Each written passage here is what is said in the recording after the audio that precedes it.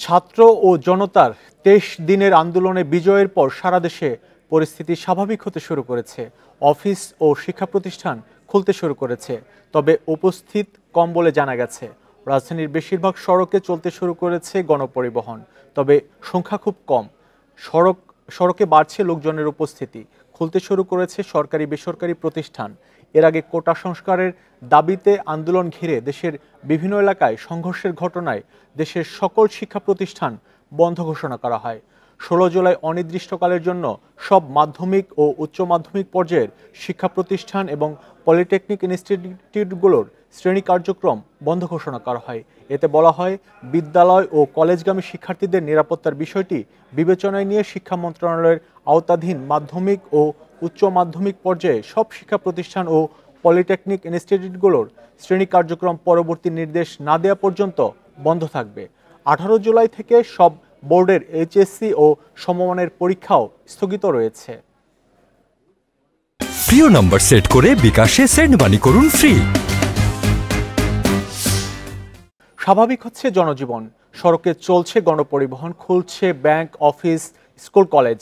চট্টগ্রামের পরিস্থিতি জানবো, যুক্ত হচ্ছেন সহকর্মী আলমগীর সবুজ। আমরা জানি যে গতকালকে ছাত্র জনতার যে গণঅভ্যুত্থান, সেই গণঅভ্যুত্থানের পর আজকে পরিস্থিতি ঢাকায় স্বাভাবিক হচ্ছে।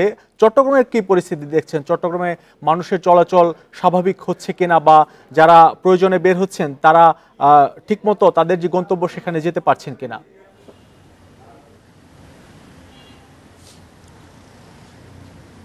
মানুষের মধ্যে এক ধরনের আতঙ্ক ছিল আসলে, কিন্তু সকাল থেকে আমরা দেখছি আতঙ্ক কিছু আস্তে আস্তে কাটতে শুরু করেছে। চট্টগ্রামে সকাল থেকে যানবাহনের সংখ্যা রাস্তায় কম থাকলেও বেলা বাড়ার সাথে সাথে যানবাহনের সংখ্যা বাড়ছে। আপনি নিশ্চয়ই দেখছেন এখানে গণপরিবহন চলাচল শুরু করেছে, ব্যক্তিগত গাড়ি চলছে এবং দোকানপাটও আসলে অনেক দোকানপাট খুলেছে। গতকাল আমরা দেখেছি আসলে কোনো দোকানপাটে খোলা ছিল না, সেখানে আজকে অনেক দোকানপাট খুলেছে এবং স্কুল কলেজ যেগুলি খুলেছে কিন্তু সেখানে শিক্ষার্থীদের উপস্থিতি অনেক কম।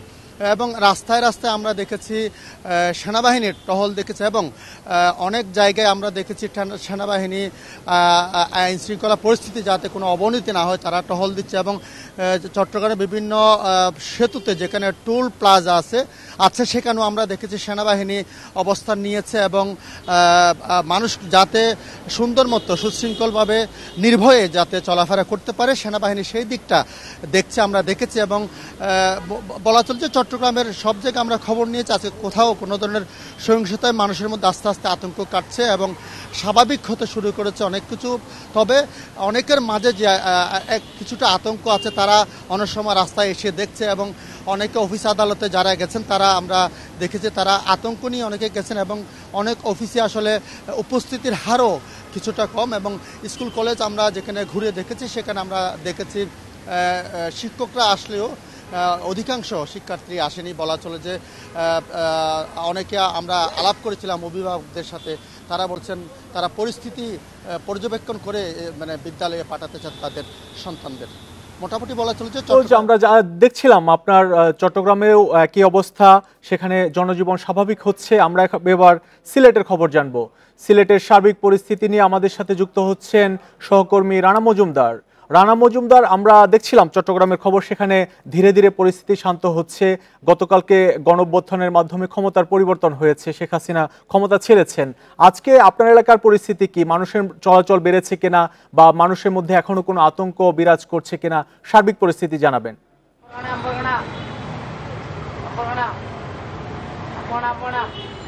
দেখুন, সকাল থেকেই আমরা দেখতে পেরেছি যে সিলেট নগরীতে কিন্তু পরিস্থিতি স্বাভাবিক হতে শুরু করেছে এবং নগরীতে যে দোকানপাটগুলো রয়েছে সেগুলো খুলতে শুরু করেছে এবং নগরীতে যে যানবাহন চলাচল, মানুষের চলাচল সেটিও কিন্তু বৃদ্ধি পেয়েছে। এবং আমরা এই মুহূর্তে রয়েছে সিলেট নগরীর যে গুরুত্বপূর্ণ পয়েন্ট রয়েছে জিন্দাবাজার এলাকায়, এবং নিশ্চয়ই আপনি দেখতে পাচ্ছেন এখানে কিন্তু মানুষের চলাচল বেড়েছে, দোকানপাট খুলতে শুরু করেছে, পাশাপাশি যানবাহনের উপস্থিতিও কিন্তু রয়েছে। বিশেষ করে সিএনজি চালিত যে অটোরিকশাগুলো রয়েছে, পাশাপাশি যে রিক্সাগুলো রয়েছে সেগুলোর কিন্তু চলাচল এই মুহূর্তে বেশি রয়েছে। পাশাপাশি নগরীতে যে জরুরি প্রয়োজনে কিন্তু মানুষজন বের হচ্ছেন এবং তারা তাদের যে জরুরি কাজকর্ম আছে সেটি সেরে নেওয়ার চেষ্টা করছেন। এর বাইরেও আসলে দোকানপাট, সরকারি বেসরকারি যে প্রতিষ্ঠানগুলো সেগুলো আজকে থেকে খুলে দেওয়া হয়েছে। সেই কারণে আমরা দেখতে পেয়েছি যে বিভিন্ন আর্থিক প্রতিষ্ঠানগুলো রয়েছে, ব্যাংকগুলো রয়েছে, সেগুলোতে কিন্তু যারা সেবাগ্রহীতা রয়েছেন তাদের একটি সরব উপস্থিতি রয়েছে। এর বাইরেও কিন্তু যে কেন্দ্রীয় বাস টার্মিনাল রয়েছে সেখানে আমরা গিয়েছিলাম, সেখানে যদিও সেখান থেকে দূরপাল্লার কোনো বাস ছেড়ে যাওয়ার আমরা যে খবর সেটি আমরা দেখতে পাইনি, জানতে পারিনি। পাশাপাশি আন্তজেলা বাস সার্ভিস যেগুলো রয়েছে সেগুলো কিন্তু ছেড়ে যাওয়ার মতো কোনো দৃশ্য আমাদের চোখে পড়েনি। তবুও কিন্তু আমরা দেখতে পেরেছি যে কেন্দ্রীয় বাস টার্মিনাল কিংবা অন্যান্য যে বাস স্ট্যান্ডগুলো রয়েছে সেগুলোতে কিন্তু যাত্রী সাধারণ তাদের কিন্তু একটি উপস্থিতি ছিল। পাশাপাশি যদিও নগরীতে দোকানপাট খুলতে শুরু করেছে তবুও কিন্তু অধিকাংশ দোকানপাট এখনও বন্ধ রয়েছে। এর কারণ হিসাবে অনেকেই বলছেন যে যদিও নগরীতে নগরবাসীদের মধ্যে আসলে এক ধরনের আতঙ্ক বিরাজ করছে, তবে পরিস্থিতি আরও স্বাভাবিক হলে আস্তে আস্তে কিন্তু নগরবাসীরা তারা তাদের যে স্বাভাবিক জীবনযাত্রা সেটি কিন্তু ফিরে আসবেন। এর বাইরেও আসলে আইন শৃঙ্খলা রক্ষাকারী বাহিনীর সদস্য কিংবা সশস্ত্র বাহিনীর যারা সদস্য রয়েছেন তাদের কিন্তু আমরা উপস্থিতি নগরীর কোথাও দেখতে পারিনি। এবং যে গুরুত্বপূর্ণ পয়েন্টগুলো রয়েছে সেগুলোতেও কিন্তু কোনো ট্রাফিক নেই, ট্রাফিক পুলিশের সদস্যরা নেই এবং নির্বিঘ্নে এসব এলাকাতে কিন্তু যে যানবাহন সেগুলো চলাচল করছে।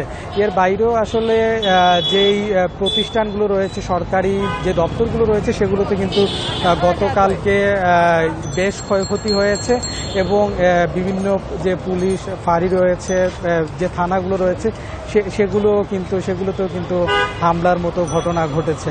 পাশাপাশি সরকারি প্রতিষ্ঠান ছাড়াও যে বেসরকারি যে প্রতিষ্ঠানগুলো রয়েছে, বেসরকারি যে দোকানপাট কিংবা স্থাপনাগুলো রয়েছে। সিলেটের সার্বিক পরিস্থিতি জানাচ্ছিলেন আমাদের সহকর্মী। গণঅভ্যুত্থানের পর দেশের সার্বিক পরিস্থিতি জানবো। এখন আমরা যাব লক্ষ্মীপুরে, সেখান থেকে যুক্ত হচ্ছেন সহকর্মী আব্বাস হোসেন। আব্বাস, আপনার এলাকাতে কি খবর? আমরা দেখেছি গতকালকে ছাত্র জনতার বিজয় হয়েছে এবং ছাত্র জনতার বিজয়ের পর আজকে জনজীবন স্বাভাবিক হচ্ছে। আপনার এলাকার সবশেষ পরিস্থিতি জানাবেন।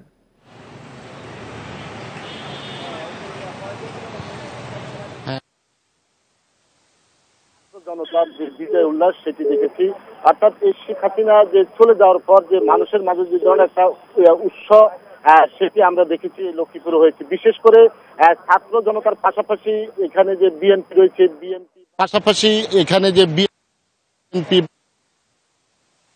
কিন্তু এই কয়েকটি সহিংসতার ঘটনা ঘটেছে বিভিন্ন জায়গায়, কিন্তু সেগুলো কিন্তু পরিস্থিতি যে নিয়ন্ত্রণে আনার জন্য জামাতের পক্ষ থেকে এবং বিএনপির পক্ষ থেকে তারা মাইকিং করা হচ্ছে এবং নেতাকর্মীদেরকে শান্ত রাখার জন্য তারা চেষ্টা করছেন।